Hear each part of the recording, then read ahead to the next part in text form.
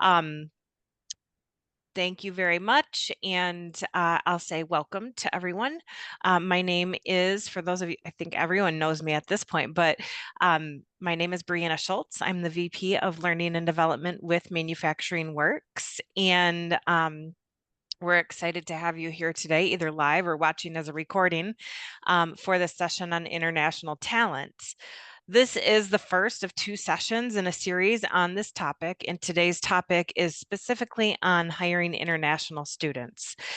We have a great group of presenters from some of our partner organizations and members within the Manufacturing Works community.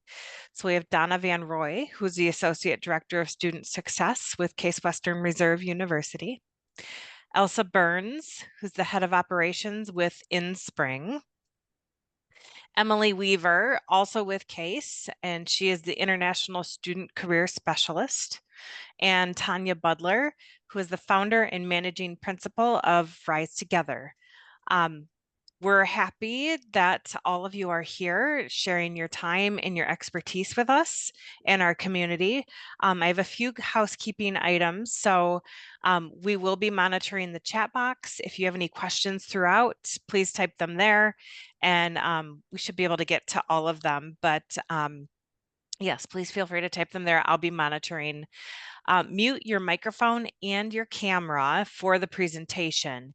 And then at the end, we'll have some Q&A, and that's when you have a chance to turn on your camera and your microphone if you have a specific question that you want to ask out loud. And again, as we've already discussed, if you missed something, we are recording today's session, and a video will be available on our YouTube channel. With that, I think that's all I have. I'm going to pass it over to Tanya to get us started today. Awesome. Thank you so much, Bree. And thank you to those of you who are joining us live and also in recording. I actually moved here to start the company 2.5 years ago, and Manufacturing Works is one of the first member organizations where I felt that like nice sense of belonging and home. So it's really wonderful to get to be giving something back to the community that has been so supportive of the work. So as she mentioned, today we're talking about international student hiring, and we've got a great crew of folks here, but this is a little bit of what we're going to walk through together. The state of the workforce. So why is this a necessary conversation and not just a nice one? The nuts and bolts of how you might go about hiring international students. And we'll have a couple examples of strategies inside the house and also bringing in outside partners like InSpring. And then Donna's going to end us off with case studies to show you in action what this might actually look like. And again, as we've already discussed, we'll have some questions at the very end as well as next steps. So let's just jump right in so that we have a chance for a conversation at the end, and start by looking at the state of workforce in Northeast Ohio. And I know everybody knows this, but it's important to remember just how significant the talent shortage is. We feel it in the day-to-day. And even though as employers, you might feel that it's loosening up a little bit in the last few months, it's important to think about what's coming our way. So maybe not the pressures of today, but the pressures of tomorrow, the next 5 or 10 years. I always like to actually show Korn Ferry's study because it shows that this isn't just a Northeast Ohio problem or a United States problem. This is a global problem. So about a year ago this week, actually, Korn Ferry released this study that was looking at labor shortages across a variety of countries. And I know the key there is kind of small, but the yellow is a deficit of 0 to 6 million workers, orange is 6 to 12, and then no one is in that extremely high category. And what we mean by deficit or gaps is the number of jobs far outweighs the number of humans in that country that can work. So the deficit in the United States at the beginning of the decade or around the pandemic was about that 3 to 4 million. So we had far more jobs than we did people looking for work. This should make things a little bit nice. Okay, we should look for different talent. This is a situation, it affects our local economy. But when you look at the projections of what's coming our way by the end of the decade, it really changes the conversation to a necessary one. So same report, Korn Ferry dug into the data of each individual country, and you see that in 5 years, we're not that far from 2025 at this point.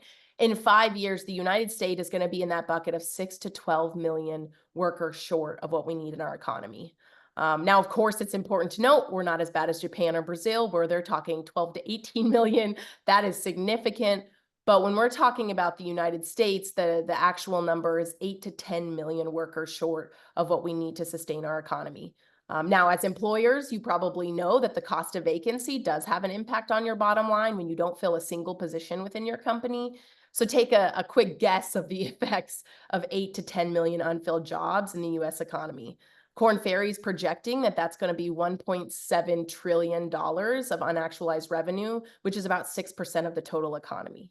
So this is not just a nice conversation to be exploring different paths of our talent. This is a necessary conversation because you might not feel it today, but you sure as heck are going to feel it in the next 5 or 10 years. I did want to take a moment to zoom super back into Northeast Ohio and look at our regional talent shortage. This is as of Q1 of 2023. In Cuyahoga County, we already have 16,742 unfilled jobs. So that is a number of jobs where there's not a single person who could fill them, right? People who are unemployed or looking for employment. I see this number and I get a little worried when I think about how high it could jump in the next 5 years or 10 years. And of course, all of this is caused by our low replacement rate, our low birth rate, whatever you might want to call it. So in the 1970s, the United States government created this metric to help us understand, are we having enough children to replace those who are leaving the workforce? That's that magical line in the middle of 2.1. We just haven't hit it, quite frankly. And we really haven't done much with it since the beginning of Gen X or the end of boomers. And I heard this statistic recently that really stuck with me of why we need to be having these conversations. And we're so grateful you're here with us today, is that every single day for the next 19 years, 10,000 baby boomers will reach retirement age.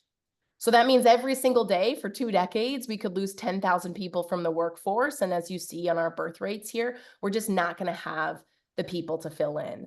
And so I never like to start out with the doom and gloom, but I think it is important to situate us on this is not a nice conversation. This is a necessary one. And so thank you for leading the way by joining us, because this will be the future of the workforce. And my dad used to always tell us, don't waste a good crisis. And so, yes, we have a talent shortage or somewhat of a crisis coming our way, but with that comes a really beautiful and significant opportunity, which is international newcomers.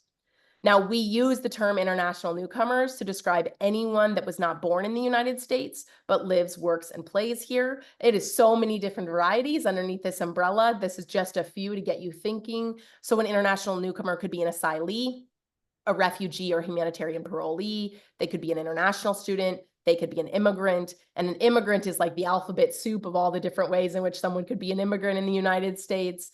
No matter who they are as an international newcomer, they are here living, working, and playing legally as a part of our ecosystem. Again, there's many different ways to describe them, but what we know to be true is that international newcomers are and will continue to be the thing that sustains our communities and our economy. When I have these conversations with folks, they're usually like, well, that's what happens in the cities. Like, of course, there are people that end up in Boston or New York or SF or Chicago. And I think we underestimate the significance of international newcomers in those cities. And so I want you to just think in your head, if those cities, what they might look like without newcomers, major metropolitan areas. They would look incredibly different because, in fact, 0 of our major US metros have grown without the presence of immigrants and international newcomers in the last 50 years.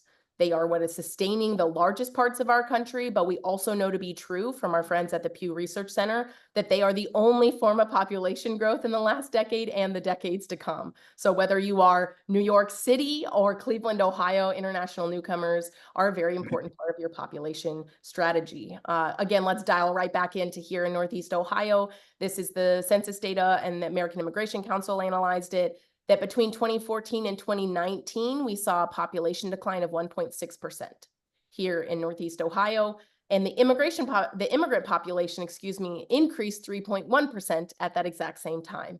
And so just imagine if we didn't have international newcomers in our community, what population would look like in Northeast Ohio.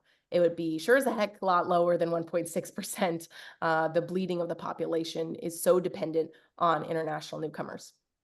In addition to the fact that they are really helpful for sustaining or sort of maintaining population, as we see lots of folks retiring on the American side, they also fit some of the significant gaps in our workforce. And this is pulled from our friends at Team Neo, where they look at credential gaps, so jobs versus those who are available with that skill set. The blue line is the number of jobs that require a certain degree, and that gray line is our population currently in Cuyahoga County with that degree or credential. There's 2 pretty big gaps here that you see, where we have far more jobs that need a high school degree or less and a bachelor's degree than we do have folks. And as luck would have it, international newcomers disproportionately fall in these two buckets. They either have a high school degree or less, or bachelor's degree and higher. And all of this of the nice but necessary conversation is why we're doing this two-part series, is to arm you all as members of Manufacturing Works with the tools to be accessing this talent that's going to meet your workforce needs today, tomorrow, 10, 15, 20 years down the road as well. So for part one, we're going to get really granular and focus in right on that bachelor's or master's degree, those folks that have, specific skills or backgrounds in their training, which is why we're here today to discuss international students. Now, I just want to make a very clear note that when we say international students, we're talking about a very specific population, which our colleagues at CASE will get into, but we are not talking about non-US born candidates with a post-secondary degree from abroad. So you might have met, particularly if you live near Cleveland, you could have very likely met somebody from Afghanistan who has a master's degree in engineering from Afghanistan. That's not who we're talking about today. That's actually a very different hiring process. Today, we're just talking about international student talent. And these are the folks who get a bachelor's or master's degree in the United States. So they're studying at one of many different institutes, whether locally or across the US. They complete their studies completely in English.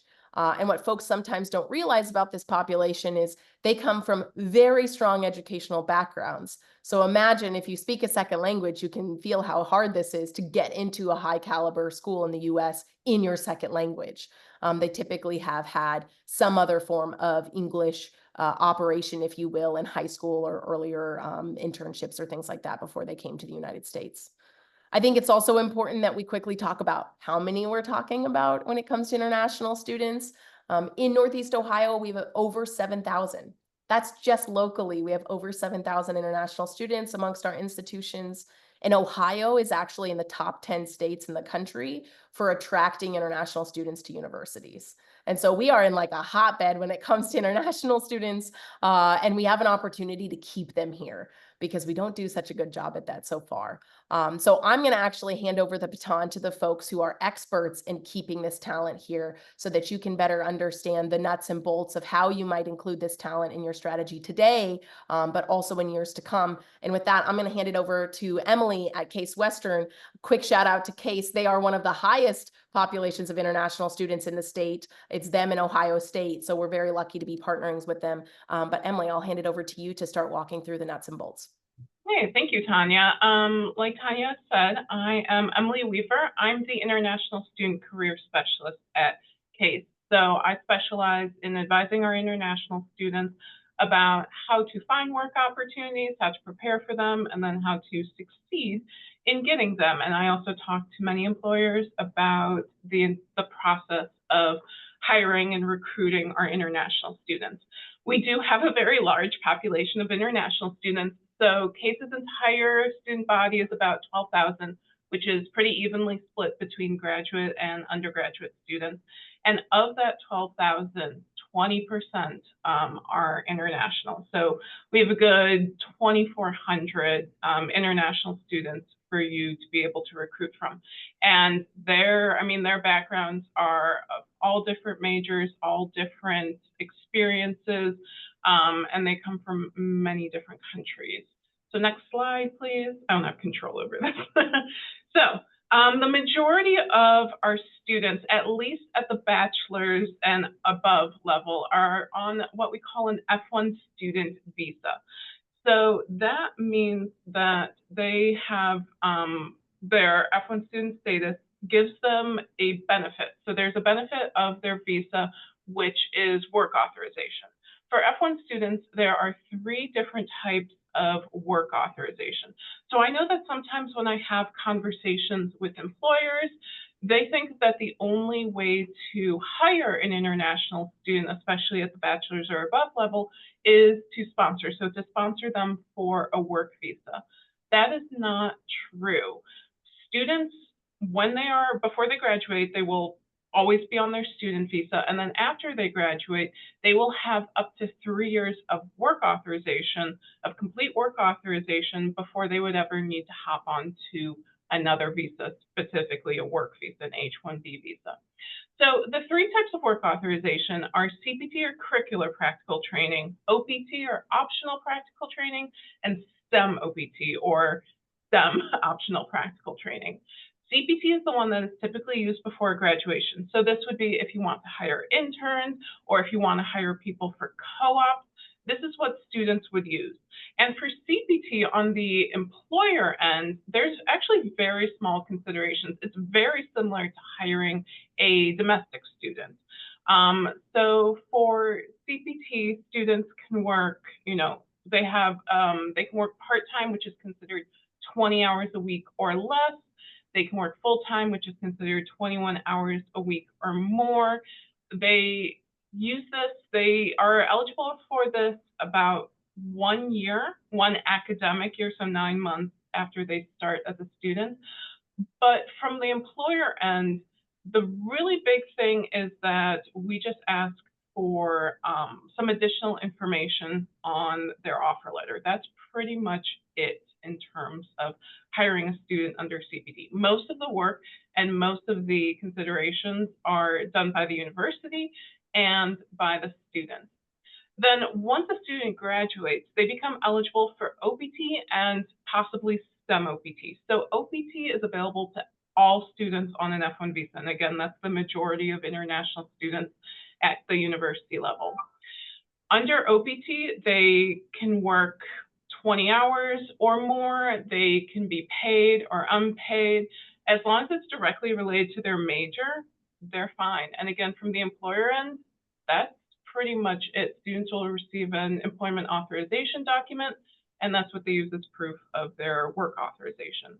Then for those STEM majors, which does include, so there's the traditional, engineering, mathematics, but also that includes quite a lot of, say, social sciences, like psychology is considered STEM. So, if you're looking to hire a student, there could be a lot more available to you under STEM OPT.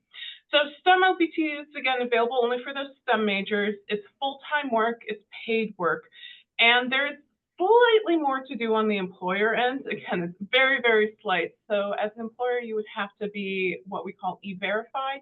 So it's basically just a free registration with U.S. Immigration and Citizen Services. You also have to fill out a learning plan with the student, but other than that, most of the considerations that I have listed here, where the student has to look out for how many days they're unemployed, where they have to look out for, certain timing of their application and everything. That again is everything that the student needs to worry about, not so much what the employer needs to worry about. Next slide, please. So as I was talking about with CPT, and again, this is only for CPT. So this is only if you'd be hiring a student as an intern or co-op, anything pre-graduation. So with CPT, students have to apply for curricular practical training after they receive a job offer. And as part of that whole process, they enroll in an experiential learning course because it has to be the purpose of doing any sort of work on a student visa is for them to have a learning experience. And then as part of that course, we have to authorize them for certain details about their work. And this is usually where I have the most conversations with employers, or where students need to do a bit of back and forth between me and between their employer, is the offer letter. So we do ask for some information on the offer letter. Again, it's usually very simple. This includes, it has to be on letterhead, which that's pretty standard for everything. It includes the intern title, a job description to again confirm that it's related to their major, the exact start date, and the exact end date. And for CPT, because they enroll in a course, those start date and end dates have to be within semester limits, which can be very flexible. And if you would want to hire a student for, say, a year or more, more than a semester, you can do that.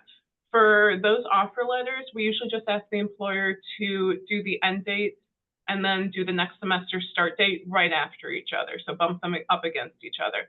So say, for example, if a student was doing a fall semester internship, then their end date would be, for us, for CASE, it would be, say, January 12th. And then their spring semester part of that would start on January 13th. So as the employer, it's continuous employment. Just as the student and as the person who has to make the course, it's divided by semester. The exact number of hours per week that the student will work, this is another big one because students are authorized in their CPT application for an exact number of hours if they're part-time. So again, 20 hours a week or less. So again, we usually ask employers to include that one number. So no ranges, no minimum of, no maximum of. And that's usually pretty easy to estimate. If a student ends up working a little bit more, a little bit less, you know, different weeks, that's fine as long as it averages out. And then finally, the work addresses. So again, we authorize students to work at specific addresses. There's a lot of documentation about this, but whatever addresses they'd be working from. And if you have a student, if you want the student to work remotely, then they would need to include their remote work address, usually like their apartment or their dorm room, also in the offer letter. So again, it's simple, and most of this information is in the standard offer letters that we receive. It's just making sure and double checking that it fits those kind of rigid standards of what we need in order to submit those applications and to document it for U.S. Immigration Services. Next slide. Like I said, students, for any sort of CPT, this is meant to be a learning experience because they are students first on their student visa. So what this program that we enroll them in, it gives them a learning structure to their internships. And again, this is all on the student's end. For employers, the only thing that might happen is, at least for our practicum program, which I currently manage, we ask for a midterm meeting with employers to just check on those students' progress. But students enroll in a various number of experiential learning programs in order to show us the learning opportunities. So they create learning objectives. They tell us specifically how this internship or this co-op is going to improve their understanding of their major, of their field of study. And I know Donna with Weatherhead, they have their own course which follows a very similar structure. These sort of steps and everything are only needed for CPT. They're not needed for OPT. They're not needed for STEM OPT. And again, in terms of the employer's commitment to it, it's very minimal, usually only the offer letter and then that progress meeting between the student has a faculty advisor and then their site supervisor at your place of employment. Next slide. Students can be hired under any sort of employment status. So you can use CPT to hire a direct hire. You know, this is the most common way. You just hire them like any regular employee. We also have students who work as independent contractors or gig workers, a third-party hire, so sometimes you have a recruiting agency, handle all the HR paperwork and everything. Again, we would just authorize them for CPT using information from that recruiter. And then if they're transitioning to an H-1B, so again, this is many years down the line. One of the benefits of having the CPT, OPT, and STEM OPT is, say you hire an intern in like the summer after their second year, the summer after their sophomore year. And then you really love them and you want to keep them on for their junior year, their senior year, and then 3 years of employment afterwards. So that's 5.5 years of employment, basically. That's when they would need to begin their H-1B transition. And going onto a work visa, they need to be classified as an employee. So they can't be like a contract worker or hired through a third party. But again, that can be something that's negotiated down the line. Okay. Going on to that H-1B, an H-1B is, again, the most common type of work visa that employers use to hire students, though there are other type of visas, which I won't get into too much, but say if you want to hire somebody with a PhD, they could try and apply for a visa that shows that they have some exceptional ability. But the H-1B visa it requires a specialty degree or a specialty occupation. So this is usually a bachelor's and above, which again, for university students isn't going to be an issue.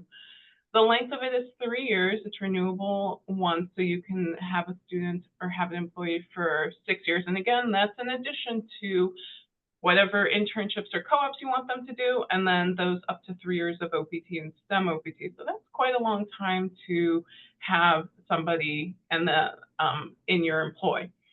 And then one of the, I guess, unfortunate things about the H-1B is that you do have to register for a lottery. So you apply to go into the lottery, and then if you're chosen after the lottery, then you can do the application for the H-1B. But again, those students have those 1 to 3 years of OPT and STEM OPT, and you can apply anytime during those 1 to 3 years. So if you bring on a student, especially before they graduate, and you love them and you know that you're going to hire them, that gives you a ton of time to go through the process, to talk to an attorney, to do all of this over and over and over again to increase your success and increase your chances of bringing on and keeping this very valuable employee. Yep. Next slide. We do have some additional resources for hiring international students. I know that one of our attendees mentioned Global Cleveland, and that's an organization that provides resources and information about hiring international newcomers, especially in Cleveland and around Cuyahoga County. CASE and Cleveland State actually have a partnership with the Greater Cleveland Partnership, where we can provide payment, where we can provide a stipend or money for any sort of STEM-based intern or internship. So if you are a company that specializes in STEM, so STEM, covers quite a lot, and or if you hire an intern who has a STEM degree, then we can provide up to $2,000 for a part-time or a full-time internship in collaboration with your company. Or if they are doing what we call a micro internship, which is a project-based internship of up to 80 hours of work, so usually during the semester, we can provide $1,500 just straight to pay that intern. So again, this is going to be any company that is specialized in any STEM. So if you want to hire a student who is not a STEM degree holder, as long as your company specializes in some field of STEM related thing, we can pay them. Or if you're any sort of company, any sort of focus, and you hire a STEM-based student, we can also pay them. If you work with the university employer relations team, often, especially at CASE, but I know all around Northeast Ohio, many of them are very well versed in getting their students out there, getting them hired with the information to provide to employers to, again, increase the chances of making a successful connection. And then hiring, working with outside partners. So again, I mentioned Global Cleveland. Tanya obviously is wonderful and has many successes with bringing our students, connecting with them, employers, getting them a little bit out of university circles so that they can explore all that Northeast Ohio has to offer. So there are many, many different avenues for making those connections with talented international students and increasing your workforce. Okay, next slide. I think that should be it. Yeah, amazing. Thank you so much, Emily. And just for folks to know, you'll have access to the slides. We'll give you a template of the offer letter. And then CASE has this really wonderful one-pager that breaks down much of what Emily just walked through as well. You're not alone in this by any means. And I just want to sort of dispel one concern that I often hear from folks, which is, if we only have them for 1 to 3 years, then what's the point?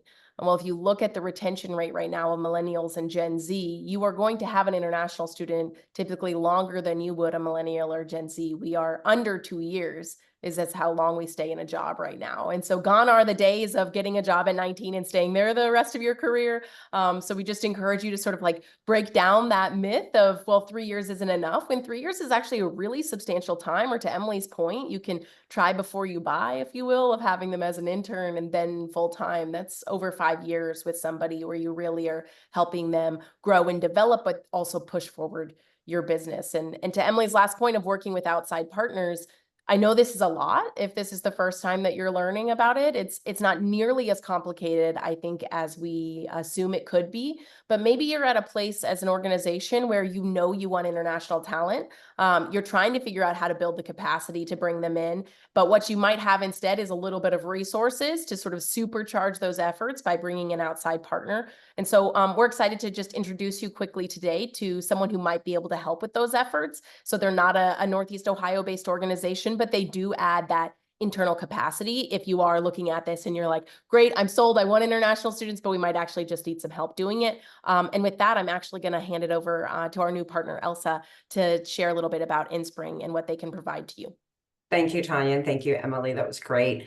Again, I'm Elsa Burns, Head of Operations here at InSpring, and I'm so excited to be here today and a part of this conversation and joining the Ohio Manufacturing Works panel, really to share our offerings, as Tanya just highlighted, and with how we can support attracting, hiring, and retaining international talent. Just some context background, how we found this wonderful ecosystem of partnerships and the work happening in the region. We were introduced to the Akron Chamber. We are penetrated throughout other chambers regionally, supporting similar work. We connected with Manufacturing Works. They learned about InSpring, who connected us with Rise Together. And we've had conversations with Case Western just due to the alignment around the mission and supporting and folding in international talent into the local workforce. So InSpring is really committed to connecting international talent into the local workforce with international focus on building STEM talent pipelines, upskilling and retaining the talent. Next. But first, just a little bit about InSpring's background and some context on who we are and why InSpring was founded. It was founded by professionals, Chris and Imran, from higher education and workforce development sectors. Pretty much the whole team that we've brought on has come from those sectors. The co-founders, Chris and Imran, were both executives at Shorelight Education, which is the largest international student recruiting firm in the country. Their time at Shorelight was focused on providing educational pathways for international students to the US, which prompted a desire to solve for the very broken education to career pipeline in the US for international talent. And so InSpring was born. The team has extensive experience connecting talent, particularly international students to careers, helping them transition to the US and bridging the gap between education and employment.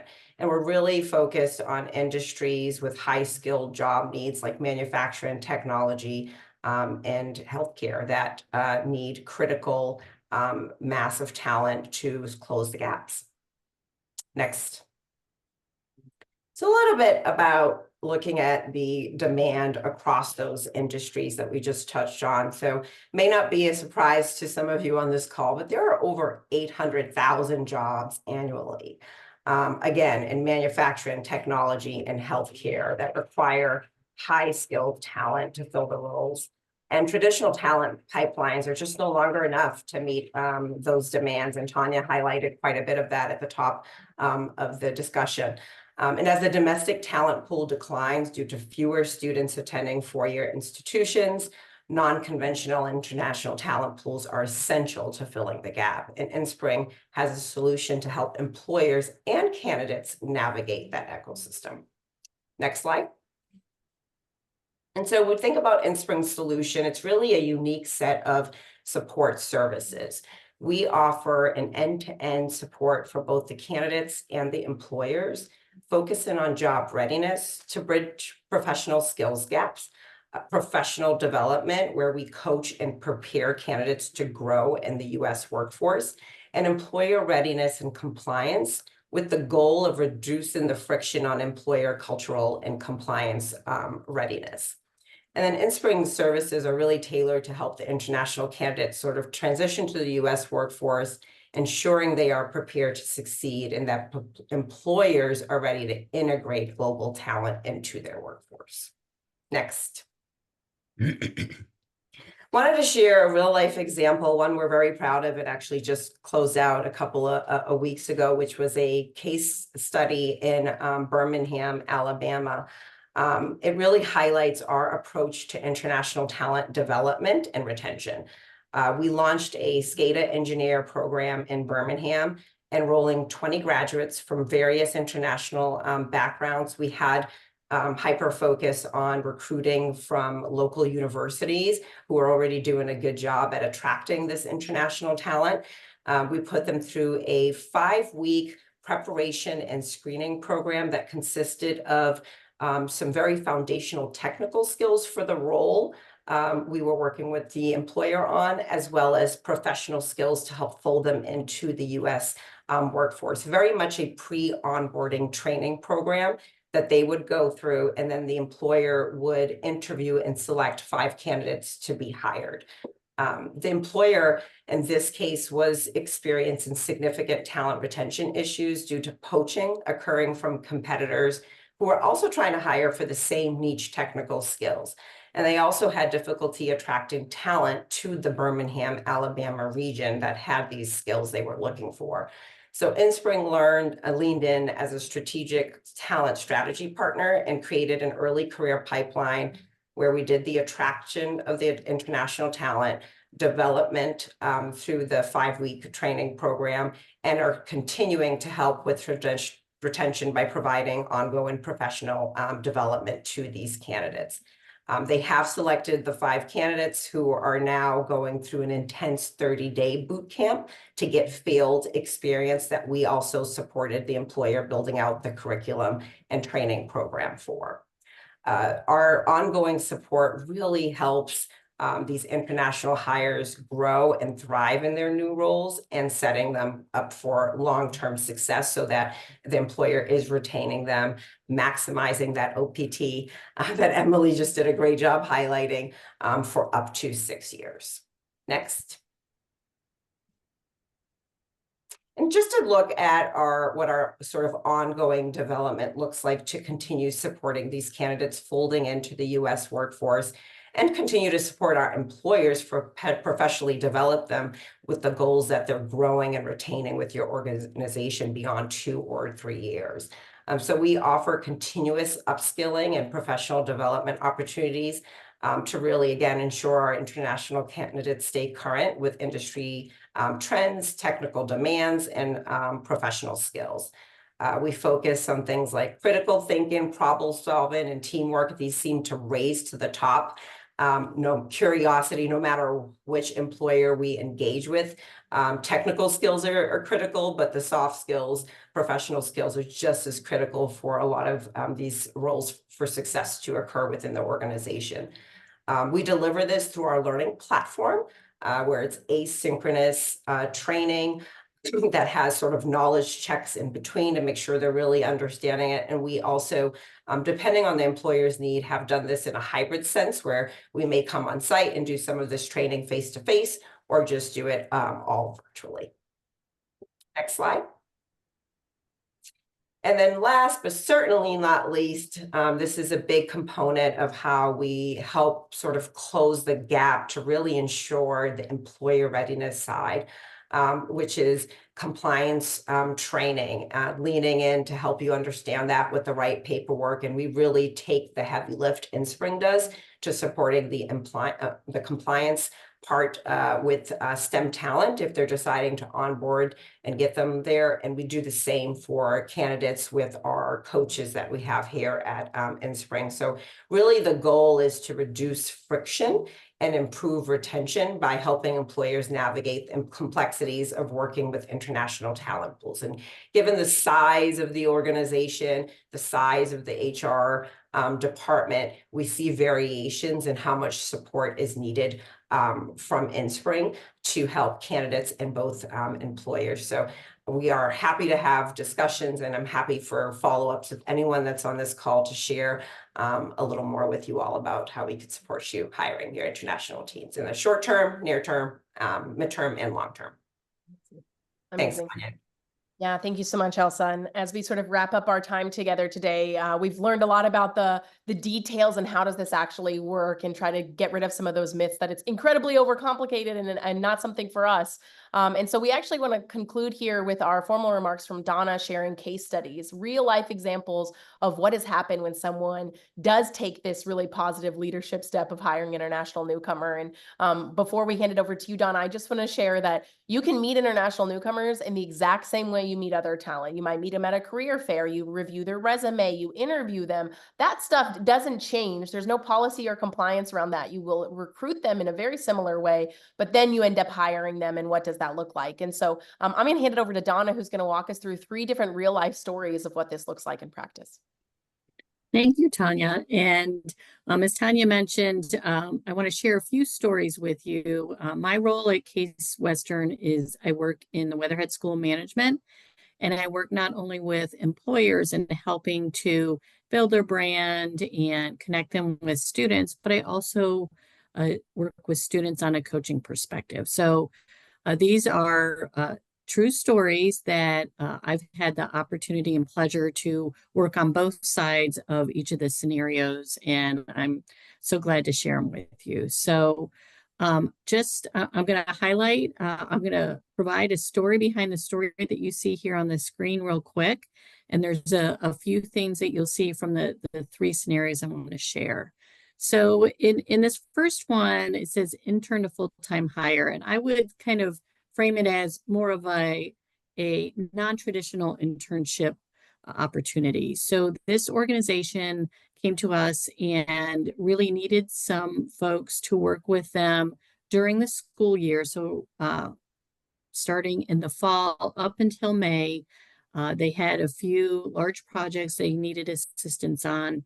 And then they knew that they were going to have some full-time opportunities at the end of that time period. So although they had work for the students during the school year, there was an opportunity for them to apply for these jobs. There was not a commitment of any sort. The students were just part of that applicant pool. But really what they wanted to do is use this as a chance for the students to get to know the culture of the organization. It's a rich culture, a lot of history, and allowed students time to get to know them, get to know the students. So when those full-time positions became open, they had more of an opportunity to get to know them. And so the organization went through a standard, as Tanya said, a standard recruiting process like any other. And it just happened to be that the candidates that stood out for this organization were international students. And the company had experience hiring full-time, but again, that was not their intent going in. So they ended up went in with the intent to hire 2 students. They hired 3 because of the candidates that they saw. And at the end, there were 2 positions that were open, and they did hire one of the candidates to work with them full time. This was a couple years ago, and that individual is still with the organization. And it was a great experience for the organization because that onboarding time period when that full-time position was open did not exist, because that candidate was there. They got to know each other. They knew the culture. And so it's a very easy transition for the student, for the organization. But so this is a great example of opening the recruiting process. And because of the background that these students brought with them, they all had worked full-time prior to coming to Case Western. So they had a lot of rich experience that really aligned with the needs of the organization. So that's one that kind of went into a full-time role. But I want to share a second example where this organization was not intending to have a full-time role at the end. And really, their need was for a special project that they had over the summer. So it was a traditional internship opportunity that you might have in your organization, but it was a unique need. They were looking at expanding their manufacturing in Southeast Asia, and they really were hoping to have somebody that could help them on the analytical side, but also somebody that could help them with the market that they weren't familiar with. And this student brought both of those things to them. The student had over 4 years of work in a similar type industry in multiple countries in Southeast Asia. So he was able to bring something to that internship and that project that the organization had that many other individuals could not bring. And so not only at the end of the experience, the student walked away with great information and knowledge that they were able to use for a full-time opportunity. The organization was not able to hire anyone at that time, but the student actually, because of the experience they had, was able to move on to another organization. So in this example, it was that background, that international background and work experience that was so unique that really enriched the company's what the company was looking for. So it was a perfect match.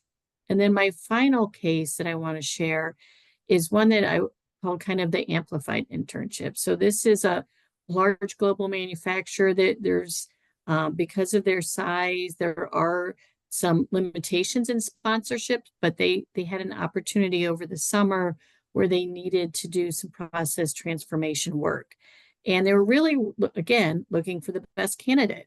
And the candidate they selected was an international student who had been in the US for their undergraduate degree. So they were very comfortable with the culture. They already had 1 year of schooling under their belt, and was a perfect match for the need of that particular project. And so as it turned out, that after the summer, that project continued and that student was able to stay on with the organization under, as Emily had shared, under that CPT umbrella for a full year. So that student is actually still in contact with the organization after graduation. But what was a great opportunity for the organization is they found somebody that fit perfectly and was able to work with them not only in the summer, but also through the school year. So it was a win-win on both sides, but the background of the student, and really in this case that I want to highlight that many of our students, although they're coming as an international newcomer, some of them have been in the US for a number of years on previous degrees. And so they really know our culture well and have work experience already in the US. And so this is a perfect example here. In all these cases, there's a couple themes I want to highlight. And in all cases, all of these were organizations that were really looking for somebody to do internship or part-time work. So, many students that's part of their goal when they're in school here is to get some work experience. And for an employer, it really, for them, it wasn't hiring for a particular student population. It was just looking at how can I expand that talent pool that I'm looking at to get the best candidate. And in all cases, it just happened to be that best candidate was an international student. And then I would also say in all of these cases that the intent of the organization was not necessarily from a full-time basis, but I just need the best candidate for need that I have now, and that need may continue over a 3-month, 6, 9-month period. And then maybe if that candidate is a perfect fit for our organization, then we'll explore what that means to stay on. So it's a great way to, as I mentioned, expand your candidate pool. Especially on an internship level, there, as Emily mentioned, the difference in the candidates might be that offer letter from a processing standpoint. So it's a nice way to look at your talent in a different lens. Yeah, that's great. Thank you so much, Donna. And I love the red thread that you drew there, which is they weren't particularly looking to hire international students. They just allowed the door to stay open. And so as we wrap up our time, we want to share a couple tips on how you can just keep the door open, because you might have unintentionally through your job descriptions closed the doors to international newcomers. And we know that it is incredibly hard to be in HR right now, and you have to use systems to help you process applications. So here are our 3 instant impact tips to make sure that you're not automatically filtering out these wonderful candidates that could really push your company forward. So first is openly advertise that you hire international talent. I can promise you they see that. They know and they are dialed in when there's somebody who's openly saying, hey, we hire you, come look at our open jobs. Two, we encourage you to remove the question, do you or will you require sponsorship in the future? Because that's probably not the most important question to be asking them. As Donna just shared in all three of those cases, yes, in the future they would require sponsorship, but that's missing out on a really wonderful candidate for your project and your needs today. So we encourage you to evaluate, can you remove that question and really take advantage of OPT and CPT, those federal programs. And then the last one that we see often on job descriptions is must be a US citizen. And we encourage you to remove that where possible. I say where possible because if you are a manufacturing company that has a federal contract, you do have requirements from the US government that you have to have US citizens working for you. We understand. We know that is the truth. We're not going to push. But we do know there are many other cases in which that's not the reality. You don't need to be a US citizen to be working in these different projects. So these three to us are instant impact. You could do it today and at least allow international students to be making it through your recruitment process and sort of your online, if you will, filtering. And I know we're right at time, but I do want to end with these next steps. And then we can stick around if there's questions after the top of the hour, if folks have them. So in terms of longer next steps, we encourage you to join Handshake. That's where most universities connect employers to students. And Handshake, thankfully, has a little option where you can say you're open to OPT or CPT. So every international student in the state would be able to see that you're open to hiring them. That's going to give you more candidates and very high quality candidates. Connect with your university teams. They work so hands-on with the international students that we encourage you to talk to them. Again, whether it be Donna and Emily at Case, we've got folks at University of Akron, CSU, Kent State, just across the border, Carnegie Mellon is similar to Case where it's 20% of their students. And we encourage you to be thinking critically about your needs for today, but your needs for the future by building an international student program, something where you really do meet your unique needs with this unique talent pool. These, of course, all take a little more time, but we think that they are significant opportunities to set you up for success down the road. And we, again, thank you so much for being here because it shows that you're a leader and thinking differently about talent, especially in the manufacturing space. And with that, we are right at the hour. So I'm going to hand it back to Bree. And like I said, I'm happy to stick around if there are questions, if folks need to stay around. Thank you, Tanya, Emily, Donna, and Elsa for your knowledge. This was dense. This was a lot of information. So thank you all. If you have to bounce, it is 11:01. So you can see the contact information here, or you can reach out to me or Anne, and we will get you in contact with any of them if you can't stick around, but you have questions. But since our lovely presenters are willing to stay a couple more minutes, we'll open it up for questions. Feel free to come off camera, come off mute and ask your question, or type it in the chat.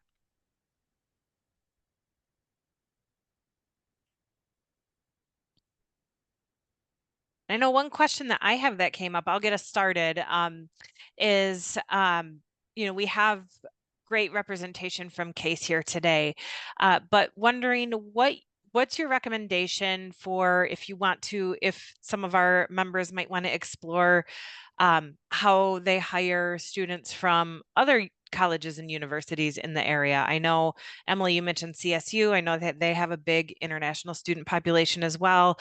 What does that process look like if people want to get in touch with or get connected with international students from other universities as well? So I would recommend, say, for example, if you want to reach out to CSU or U of Akron, is getting in touch with their employer relations team. So those are going to be the people who are most well-versed in understanding their student populations and understanding where the connection is between, say, your wants as an employer and their students' interests are, and then the different avenues, so like info sessions, career fairs, all of that.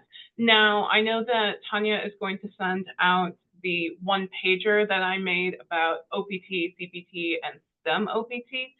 All students at all universities have that as a benefit of their F1 visa. So those are not, exclusive just to Case.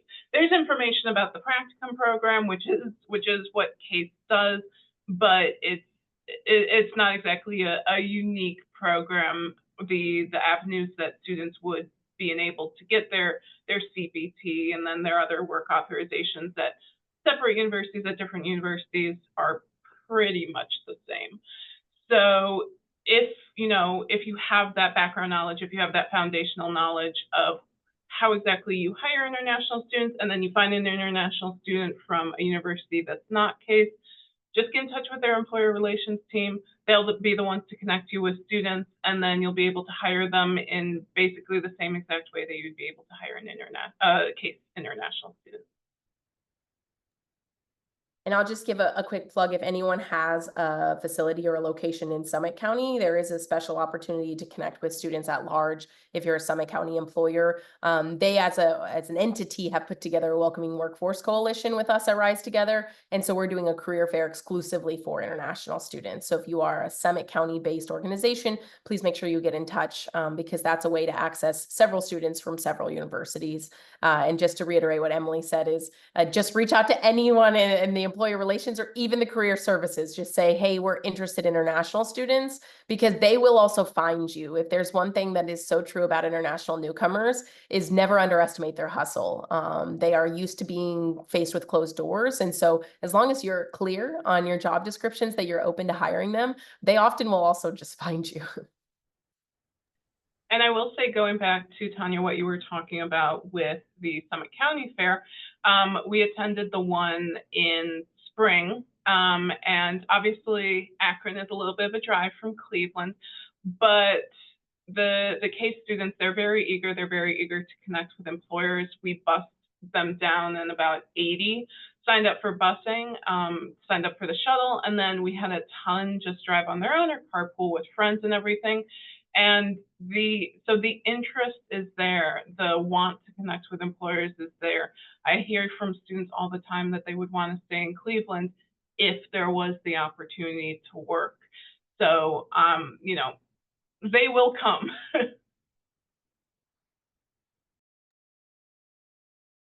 That's great. Thank you so much. I'm not seeing anyone coming off camera or any questions in the chat.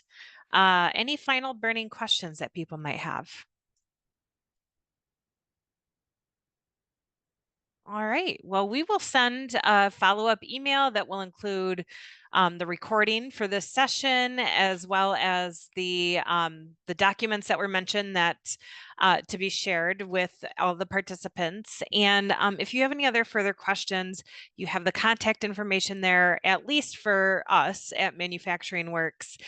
And we encourage you to share your thoughts with us. We always like to hear feedback on how things went so we can all get better in serving the Manufacturing Works community. So appreciate your time for those who attended. Hopefully you found some use out of it and you'll be at the next session as well. And ladies, again, our presenters, thank you so much for your time and knowledge and expertise. This was a great session, and I hope you all have a wonderful day.